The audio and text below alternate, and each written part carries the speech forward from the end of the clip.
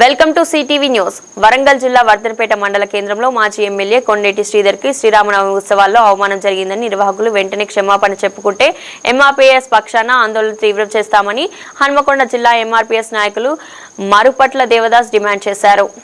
మరుపట్ల దేవదాస్ మా గ్రామం నందనం మండలం ఐలవాలు జిల్లా హనుమకొండ.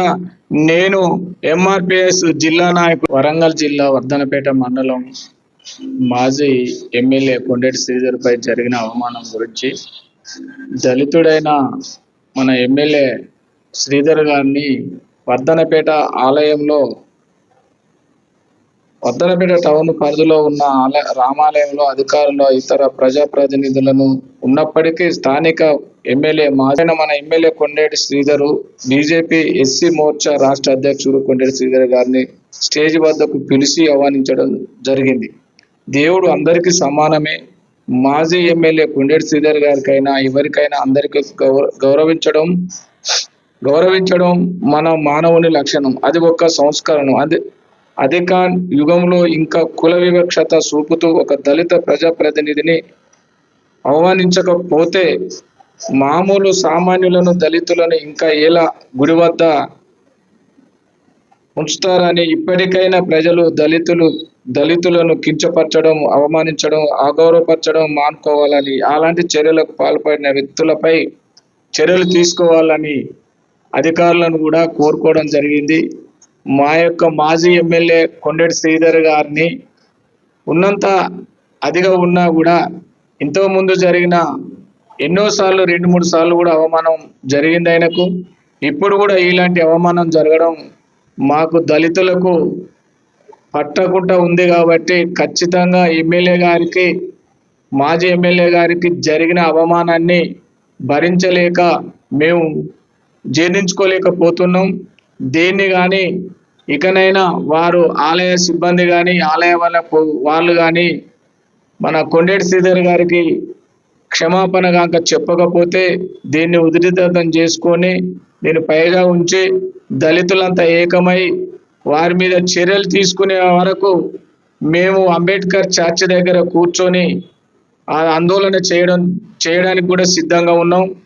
మీరు కూడా ఇటువంటి అవమానాలను చేయకుండా దేవుడు అనే నెపముతో దళితులను, అగ్రవర్ణాలు కానీ బీసీలు కానీ అందరూ ఈ యొక్క కేవలం దళితులనే గుడిల దగ్గర కానీ, ఆలయాల దగ్గర కానీ, శివాలయం దగ్గర కానీ, సీతారాముల కళ్యాణాల దగ్గర కానీ మమ్మలను చాలా దూరంగా ఉంచడం జరుగుతుంది. ఈ అవమానాలు మేము భరించలేక చాలా చోట్ల అవమానం భరించలేక బయటకు రావడం జరుగుతుంది. ఇలాంటి అవమానాలను గురి చేసుకుంటూ మాకు జరిగిన అవమానాలను ప్రేరేపించుకుంటూ ఇప్పటికైనా దళితుల మీద ఇటువంటి అవమానాలు జరిగితే సహించేది లేదు, ఊరుకునే లేదు. ఇప్పటికైనా అర్చకులు కానీ, ఆలయ వాళ్ళు కానీ, ఆలయ కమిటీ కానీ మమ్మలను ఇటువంటి ఒక స్థాయిలో ఉండి ఆయన బీజేపీ రాష్ట్ర ఎస్సీ మోర్చా యువకుడు ప్లస్ మాజీ సర్పంచ్, మాజీ ఎమ్మెల్యే గంతటి నాయకుడినే ఇవాళ దళితులు అని లోపలికి రాకుండా చేయడం, స్టేజ్ దగ్గరికి రాకుండా ఉంచడము, స్టేజ్ మీద కూడా మీరు అతన్ని పిలవకపోవడము, ఇలాంటి సమస్యలను చాలా అదిగా ఉన్నది.